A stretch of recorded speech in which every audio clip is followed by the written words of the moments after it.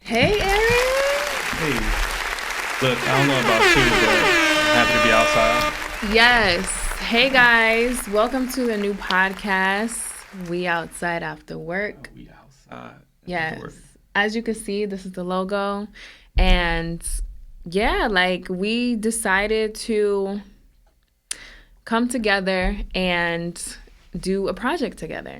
Absolutely. It was a long time coming. You know, Dana and I, we talk all the time about any and everything. So we figured, why not give y'all a glimpse of these conversations?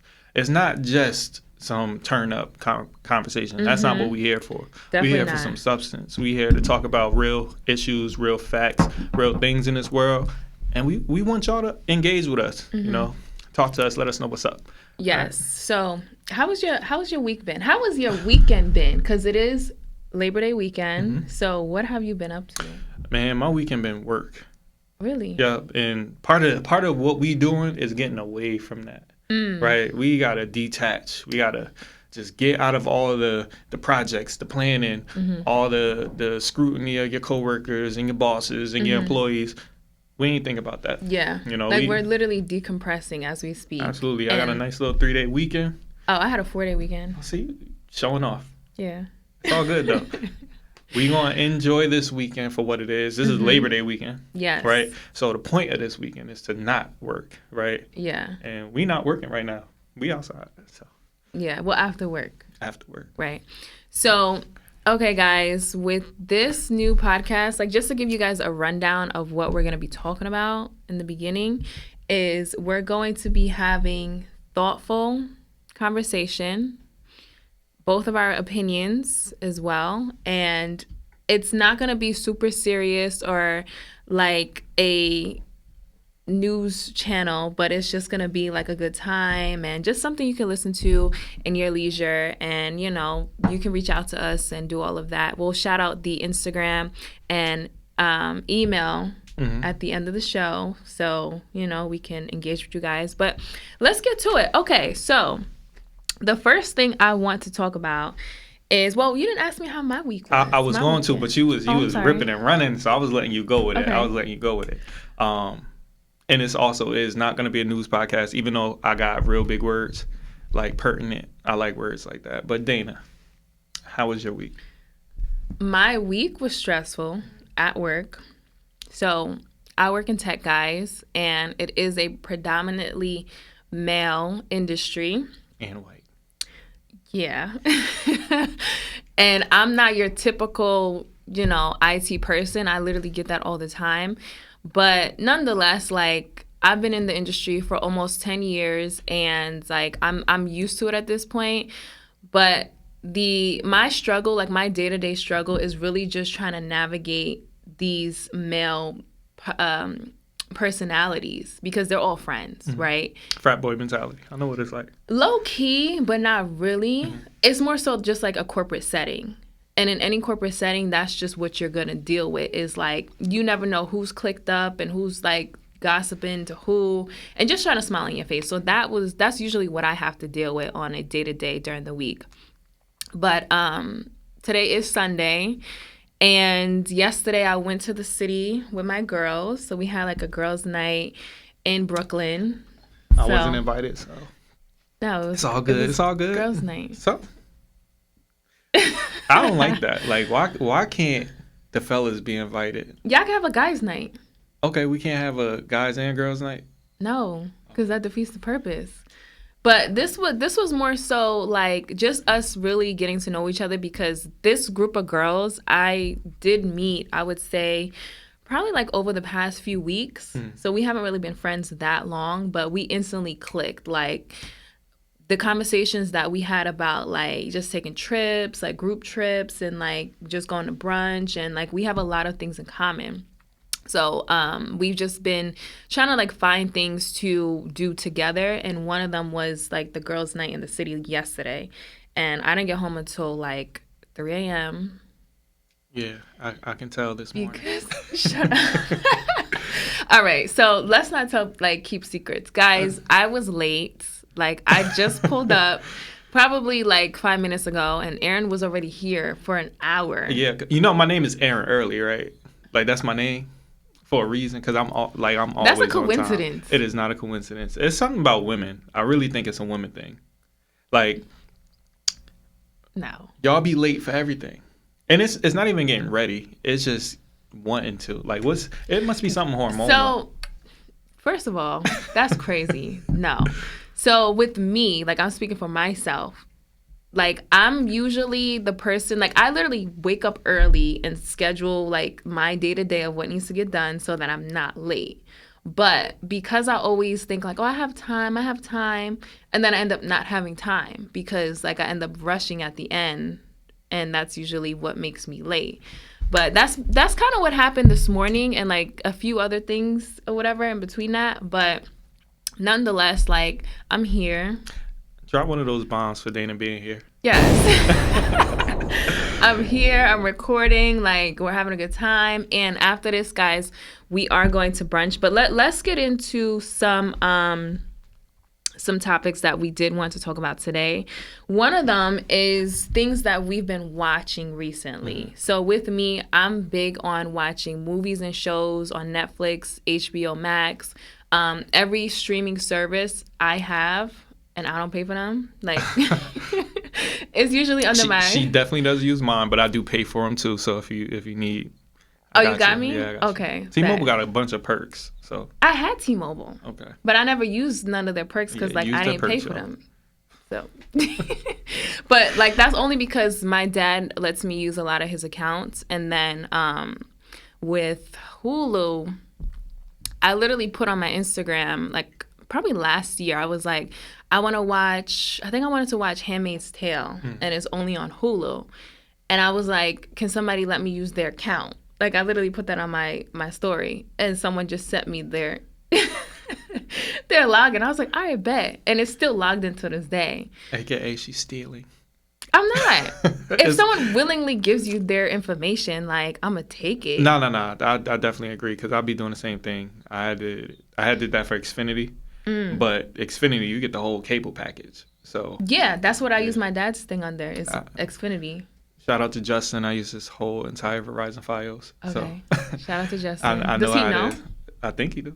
Okay. But what's crazy is I've been doing that with him since like high school because they used to have AOL. So all I had was the free AOL CDs. They never worked, right? What are the free like? What is that? Okay, my bad. I keep forgetting you're a baby.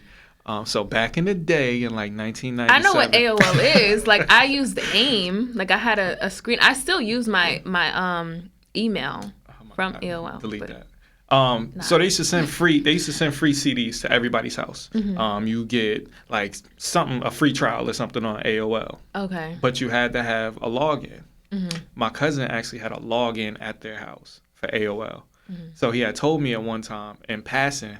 And my mother, she lost the internet for some reason. Ain't paid a bill. She was struggling. We was all struggling. And then next thing I know, I'm like, oh, I got his email. So I put it in, and I was on AIM with the dial-up, heavy. Yeah. Like that got me. And through high school. it was loud. I remember that. And then my mother, she'd be like, you better get off that computer. I gotta make a phone call. Like, nah. Yeah. You gotta wait. I'm talking to the hoes. So that was back in the day. Yeah. That was back. You wholesome now. I'm wholesome now. Yeah. Sort of. Okay. We here for substance. Right. We're not gonna get into your. But yeah, back to what you like. Back to what you like to watch right now. Oh yes. So I'm big on movies and shows. I'm watching a few shows right now. I'm watching the new Game of Thrones spinoff, House of Dragons, on HBO Max. Do you watch that? I do not. Okay, so we're not gonna talk about that. I shy away from white people in the mountains. It's such a good series. It's not my thing. Okay, so we're not gonna get into that. Another show that it wasn't really like a series, but it was a documentary. Like I'm big on the Netflix documentaries. The last one I seen was the untold story of the guy. What was his name? The football guy. Yeah, Manti Te'o. Yeah. But the title of the show was "My Dead Girlfriend Didn't Exist" or something like that. Was that what it was called? I believe so. And the crazy part is, I lived through that era because we were in college. same time. Right. But like before you get into your story, because you know what's crazy, guys? Like we both have a catfish story. So we're going to get into that. But like just watching that show and like what he went through, honestly, like in the early 2010s when social media first became a thing, like real popping. Yeah, real popping, like MySpace era, and then it was Facebook, and then like we got into Instagram like probably when I was in college. I would say like 2012, 2013 for me. Yeah, it was like 2011, 2012 for me. Yeah, but in the show, like the girl who was playing his quote unquote girlfriend, who was like a trans woman now, like the thing that kind of messed with me was that she didn't really have remorse, so to speak. Like it felt very selfish to me. Like she was on some, oh, you know, he's a football player, like he's in the NFL, like he'll bounce back basically, and then like she eventually transitioned and like did what she needed to do. But just watching it, I feel like she just did not have the remorse or like didn't feel sorry for what she did to him. Like it was such a traumatic show to watch. Part of me feels like should she though, right? Because she's dealing with her own issues, demons. Right? I wouldn't even call them demons because you know, I don't know what it's like to be a trans person. I don't even know if she was actually trans at the time she was going through all this. No, or if it was just her being uncomfortable being gay or whatever the case may be. Who knows? Right. But at the same time, maybe she didn't think it's nothing wrong with it. Like, I personally think it was something wrong with it. I think she was bugging. I think the entire time, especially after dying. Oh my God! Like, I forgot about that part. Because once that means you close the chapter, right? He can move on with his life, and he didn't have to get further hurt by it. Exactly. But then you coming back alive, or that was, I think for me, that was the sick part. Like, yeah, how do you up. say you were in? I think it was a car crash, right? Like she supposedly died in a car crash. Or had cancer. Was it cancer? I don't know, but she died. It was one of those. Nonetheless, yeah, she ended up dying. And then she calls Mattie, basically saying like, "Oh, this is." She was breathing too. Lene. Yeah, like the breathing. Like, how are you?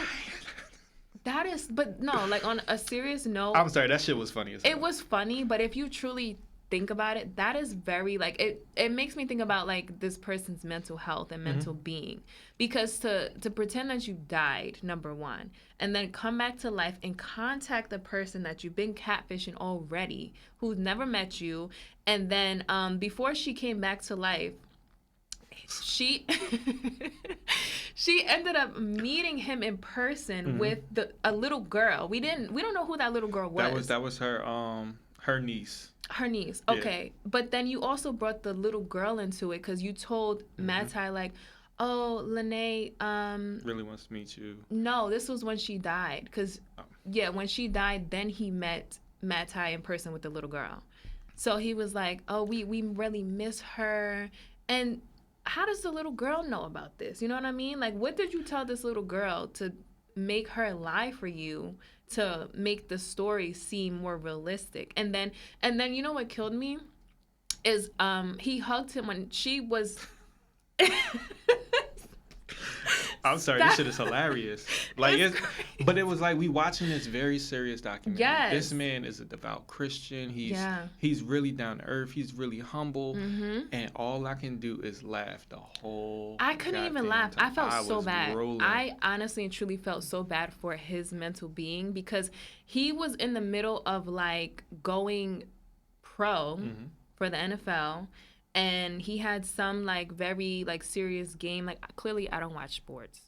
So it was a national championship game. Okay. It was a national championship game. Exactly.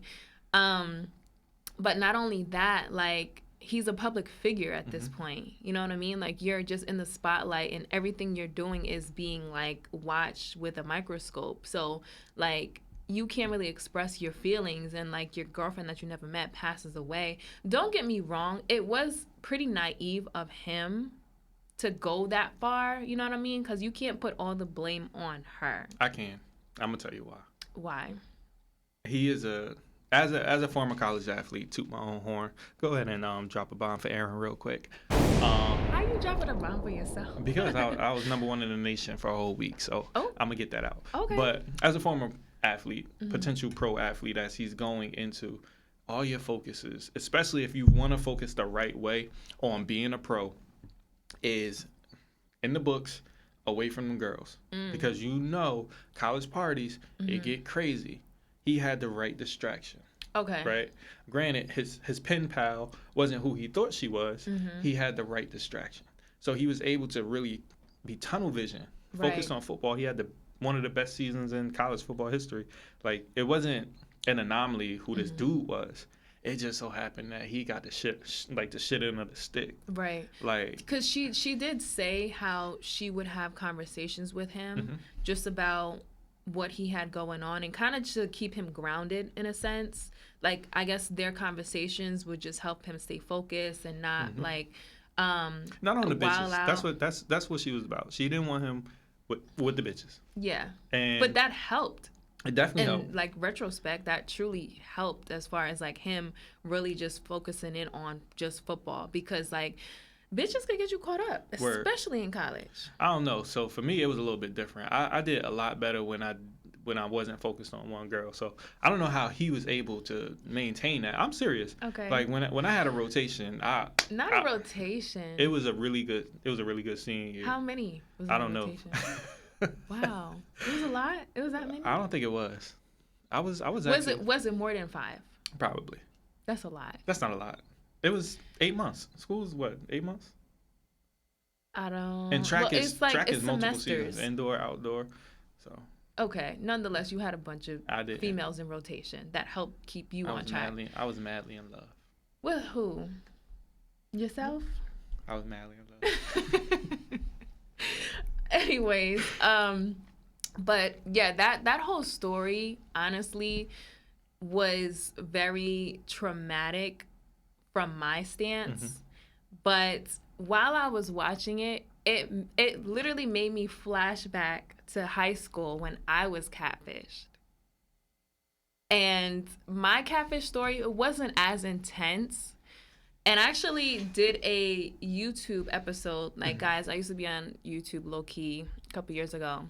It was definitely high-key when she did it. Nothing too crazy. But anyway, I did a story time about how I got catfished. Until this day, I don't know who it was. I kind of have like an inkling. It was some girl that I used to be friends with. And I feel like maybe she liked me on the low. So let me just tell y'all what happened. So I was in... I think it was 10th grade. Shouldn't have been on the internet. Was you on the internet? Oh, there wasn't no internet. First off, time out. I wasn't.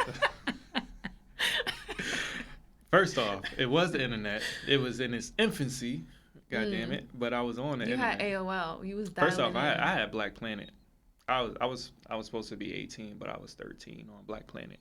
I heard of Black Planet, but I never. It wasn't nothing on there. What was it? Like, what was Black Planet? I don't even. It was like a page. Like, that's all I remember. It was just a page. I don't know if you could. I don't remember what happened on it. Okay, let me get back to my catfish Get back to your story. Okay, guys. So I was in 10th grade, and I had a best friend. I still have a best friend. Her name is Anna Lee. Shout out to Anna. And we've been friends for over 10 years. But this was like in the beginning stages of our friendship. So back in high school, she was a grade older, not older, but she was a grade above me. So I was in 10th and she was in 11th. We had these two friends who we weren't really like close friends, but we all sat at the lunch table together and we would talk, right? And then the school that I went to was predominantly white. So these two girls that we knew, they were white as well, and they always was bragging basically about how they was hanging out like these two like dope black boys, right? So me and Anna at the time, we were like, oh, okay, like we definitely want to hang out with you guys and just, you know, be around dope black boys too. Basically. Basically. So mind y'all, we were young, okay? Like this may sound a little crazy, but nonetheless, like we was in high school. Don't judge us. So Long story short, because I'm not going to drag this out. Like, I told this story like 100 times. But long story short, this was when Uvu was a thing. So people were on Uvu. Yeah, he was on your, like, I think I had a Toshiba laptop at the time. And then Anna had, like, a computer area in her house. Like, that was the thing as well. But whenever we planned on doing Uvu with him, and his cousin was the catfish as well, because she was going to talk to his cousin. Yeah. Dual catfishes. Dual catfish. Anyway, so their video never worked. Their audio never worked. And then when it came time to meet up, it was always like a crazy thing that happened. Like his mom tried to kill him, supposedly. He went to jail. He was in a car accident. Like it was so like outlandish that thinking back now, I'm like, yeah, we was catfish. But back then, I was like 15, 16. So I'm really thinking that like, wow, this man is going through a lot. So because it was the beginning stages of social media, no one was thinking that people are creating fake pages and this probably isn't the person that is posting these pictures. Just because, like you as a person, you know that you wouldn't do that. So, you know, like we were all a little naive in the beginning stages. Why? So when I was 13, I was in the AIM chat rooms, right?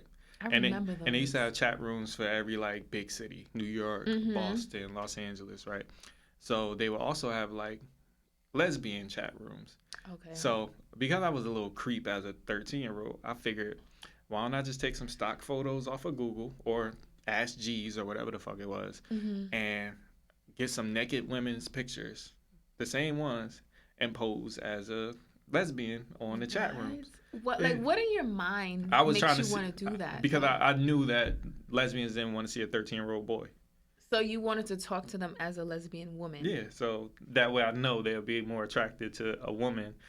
I didn't want to go and take stock dicks off the internet. Right. Okay. So granted, you were a child. I was a child. Sort of, kinda. You wasn't really that much of a child because you knew. I was aware of what I was doing. Yeah, you was well aware. But like, what do you remember? Like, what you wanted to get out of that? Like, just I wanted naked pictures out of that. I didn't want anything else. You just wanted naked pictures. Okay, that's honestly that's a little understandable. But it got weird though because when I got to college, I had a catfish situation too.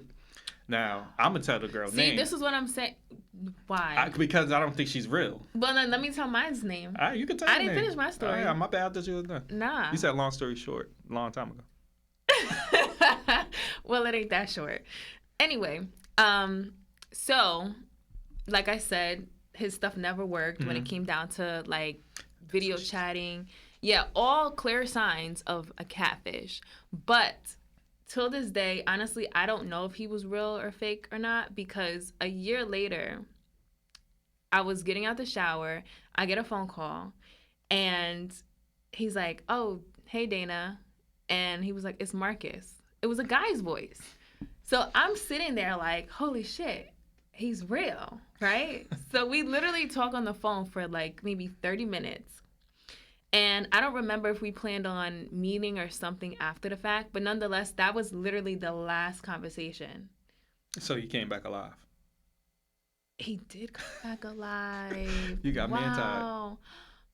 That's fucking crazy. I definitely did. Because he said he went to jail. His mom tried to kill him. Like, it was, then that's how I know, because he told me. But that's what I'm saying, like, crazy ass catfish story. So what was yours? See, mine wasn't as crazy. Okay. It was just a blanket situation where she tried to get a bunch of dudes. So going into my freshman year of college, we all got this MySpace request from this. She was fine as hell. Her name was Divine Gutierrez Clark. I'll never forget the shit. You know her I whole know her whole name. I think she said like her father was like a record exec or something like that. Worked for a music company, so she was always on the road, always away. Okay. But she was starting to go to school and all this stuff. Was she going to your school? She was going to King. Okay. So King University for those. Yeah, who we don't both know. went to King University. So she shout out to King. Wait, drop a bomb for King University. Hey. First off, they dropped my financial aid. Take the bomb away from me. I went to St. Peter's, by the way. Drop a bomb for St. Peter's University. Okay, Thank you. Anywho's, so she sent all of these guys these random friend requests. Mm-hmm. We ended up finding out this later in the story. But in the meantime, she was just dope conversation. You know, you're talking to this girl every single day. She's fine. She's beautiful. Mm-hmm. You're not thinking nothing of it. Hold on. So she's talking to everybody like this. I don't know if she was talking to everybody like this. I know she was talking to me like this. Mm-hmm. Later down the line, I found out she was just that conversational chick that everybody was talking to. Okay. So we get to the point where it's like, all right, we need to meet. You know, we need to kick it. We need to see each other. Every single time I tried to meet, kick it, something happened in the moment. I remember one time, like, because I don't need to tell you where I live, but right down the street from my house is a Foot Locker. Mm-hmm. So I'm like, all right. I know where that is. I'm like, I'm gonna walk the Foot Locker, just meet me over there, and then maybe we could buy some sneakers. I was just talking shit, right? You wasn't buying shit. I was gonna buy some sneakers. Oh, you was? I was gonna buy some sneakers. Okay. She would have got me.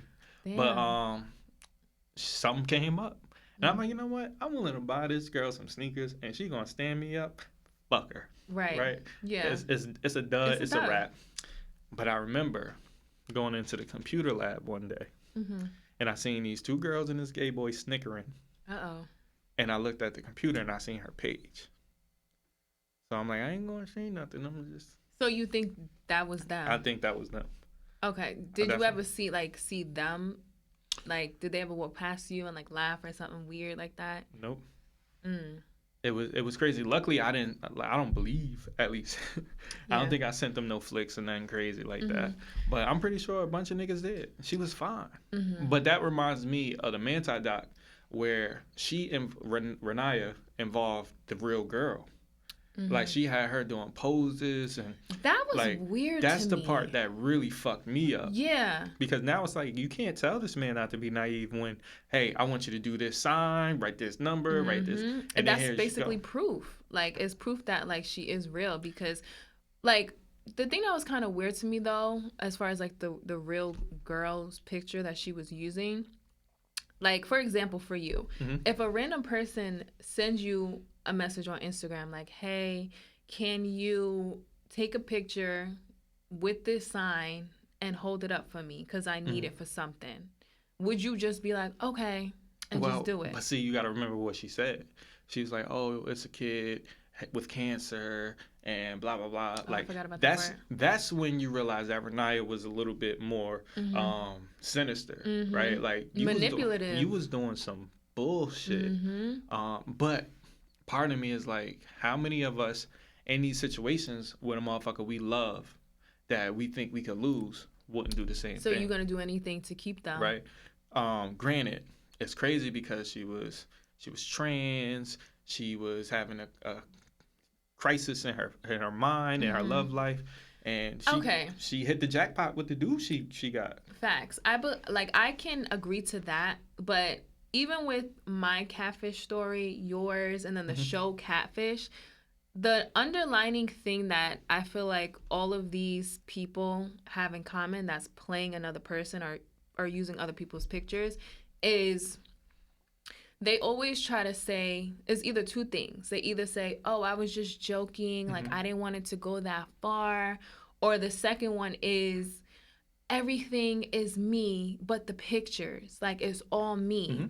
It's not all you. And if it is all you, then honestly, you need to go seek help, because all the like weird manipulative things that you have done to basically convince people that you're this person that you're not, that's kind of sick to me. So I honestly can't say it's because the person was trans. Like, I think another thing that they have in common is it's like a body image issue, obviously. Insecurities. Like, you don't want to use your own pictures because you know that if you did, the person that you are catfishing would not want to talk to you. So, speaking of what we like to watch on TV and Netflix, this reminds me entirely of The Circle. Right? You watch The Circle? That's my show. Right? If you notice, the people who catfish, there are two types of catfish. There are those who be themselves, be as authentic and honest as possible. It's just a different face on a picture. And then you have those people who, oh, I'm a catfish, so I gotta not act like a catfish. I gotta do this. I gotta do this. I gotta cover my tracks. I gotta cover my lies. And those are the ones that get caught. Meanwhile, the ones who, you know what? I'm just not my picture, but I'm me. Right. Every conversation I'm me. That's how these catfishers are successful. That girl Divine wouldn't have been successful as a catfish. The one that was playing her husband? No, I'm talking about the one that was playing me. Oh. She wouldn't have been successful as a catfish if she wasn't authentic. But the girl that was playing her husband, all she told them was, I have 2 kids, and I'm a single dad. Right. And everything else was kind of her, like the girl Jaleesa. Yeah. That's what we're talking about. But every time she had a conversation, it wasn't about her being a dad. It was about her being a parent. So she was able to have that general discussion. Whereas the last season, you had the little white kid. I'm going to sabotage this person. And I'm going Wait, which guy was the, that? The nerdy white kid that, I don't remember what his name was on that season. But he had the glasses, and he was like the last 5. And then they kicked him out because it's like, even as you are doing all this catfish shit, who are you? Right. I don't know you. Yeah. Like, I don't have any authentic tie. I think for me, like, to be honest, I just can't comprehend or understand the mindset of someone wanting to catfish. Thank God, just because that kind of just tells me that I am secure with myself. And yes, I have insecurities, which everybody does. Oh, no, I don't. Sorry, we all can't be perfect like you. But I have insecurities, and like, I know I'm attractive. I know the type of attention I get. Like, people always say, like, oh, like guys, for example, when I'm dating, they're like, oh, you're so beautiful. I'm sure you talk to so many people. No, I don't talk to a lot of people. And 2, like, it's quality for me. Like, it's not just looks wise. But with that being said, it's like, yes, you're using these pictures of someone to basically, I guess, be what you would like to be, or be that ideal person that the person you're catfishing wants. But ultimately, it's like, you need to find happiness within yourself. Like, regardless of what you look like, if you need to go to counseling, if you need to just do things to better, I guess, like, eat better or go to the gym or something that physically that you don't like, you can change that.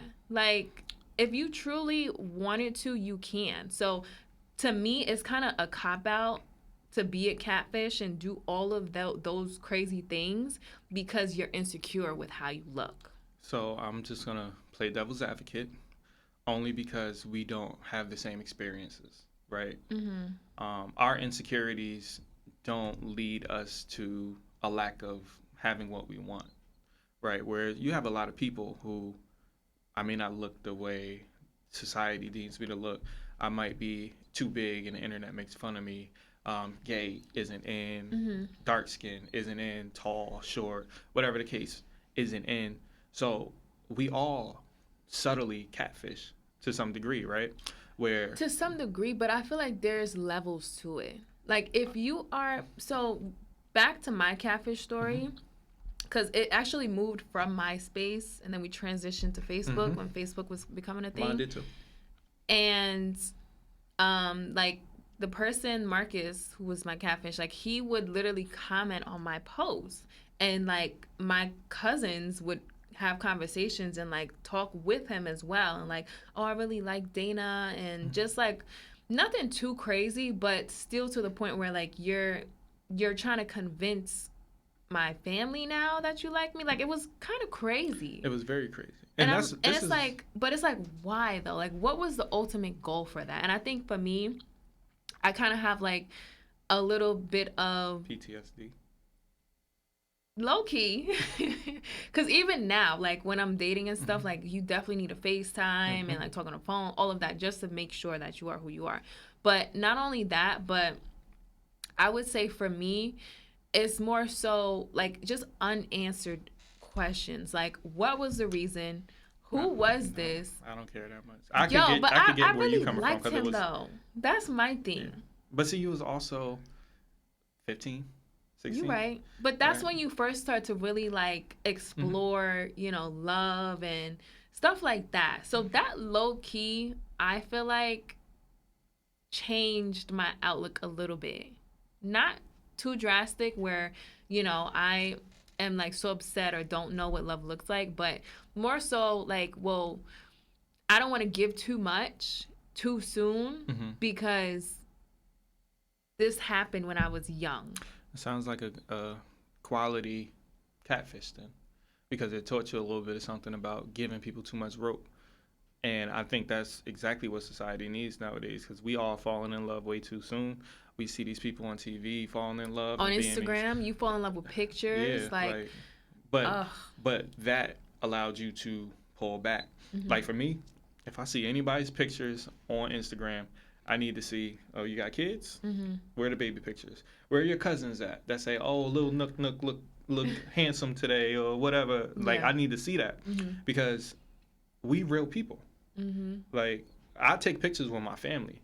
Right. My cousins. I don't post my comment. family on my Instagram, but I post like on my Facebook and stuff like that. But even if I put a picture up there, I have real people who know me in real life that's going to give real perspective. Like the comments. Yeah. Because I don't know, you probably got these too. You ever get those weird DMs from people talking about I don't answer either, but they will literally be like, "Oh, I want you to be my sugar baby," and like, I know on Twitter, pay you money. If you put sugar baby on Twitter or sugar mama or sugar daddy, they're automatically gonna bot your page up. Oh, really? Yeah, I'm not on Twitter like that, but on my Instagram, I'll just randomly get like just one or two people, and I'll go to their Instagram because I'm like, I know this is fake, but it'll just be like a basic Forex. The Forex. Let's not get into that. Hold that thought. But back to the sugar daddy ones. So it'll just be like a random guy, like a family-oriented guy, his picture, and then on his page, and another way you can tell if a page is fake is if most of the pictures have been posted within like a month or a couple days. And then it's like one or two comments, like real basic, general, no like family, no mutual friends. Yeah, so Where you come from? Yeah, now we can kind of just like weed out what's real and what's fake. And even if you messaging me talking about being your sugar baby, I'm not responding. Like, what the fuck? Send me $4,000 to my Cash App. I'll believe you then. Now you can't give out your Cash App either, I'll because they will scam. I'll get a Cash App card. Okay. Yeah, I make. Is that why they have Cash App cards now? Wow. Yeah, because I tried to do a I think it was a, what is that called when you get your money back? A refund? No. Not a refund. Like when some charge is just not something that you charge. Back? I don't know. I know what you're talking about. My brain, these braids is tight. My brain ain't always working. Your hair done. There you go. But anyway, nonetheless, I tried to do that with Cash App one time. And they was like, no, like once the money is sent, it's sent. You can't get like your money back if it wasn't, the correct person. But yeah, that reminds me of when I was Zelling you and I couldn't figure out who the hell Dana was on my damn Zell. It only took us like 3 days. Yeah, no, that was crazy. So we are going to wrap it up. Yeah, so this is just going to be the end of the episode. So we're going to just do like a shout out. We're going to do a shout out. Who we going to shout out? No, we're going to just shout out our page. We're going to shout out our page. We're going to shout out. Who the hell are we shout out? We're going to shout out Marv. Oh, yes. Shout out to Marv, our freaking producer, engineer. Shout out to Marv. Hey, yes. So he's the person behind the production and has made all of this possible and put our logo up there and has this dope studio. So we definitely appreciate you. But I do want to let you guys know you can follow us on the We Outside After Work Instagram page. And my personal page is Beyond the Bullshit X, where the I should be in bullshit. And then what's your Instagram, Aaron? Now Aaron _ Make sure you spell my name right. AARON. It's not difficult. Starbucks. It's not difficult. Spell my name right. How do they spell your name at Starbucks? It's ARON ERRON. Oh, they illiterate. What? That's crazy. It's borderline ridiculous at this point. But yes, Follow me on now Aaron _ as well as Aaron Early, EARLIE poetry. Wait, is it underscore poetry? I don't be remembering. Look at your damn thing. My phone over there somewhere. Oh, we on live. we live. But no, I am a moonlighting poet and karaoke singer. So Are you? Can you sing? I can sing. I sound like D'Angelo. No, you don't. I don't. But it sounded good. It sounded like something y'all want to listen to. But what y'all should be listening to is us. Every time we tune in, make sure y'all follow us.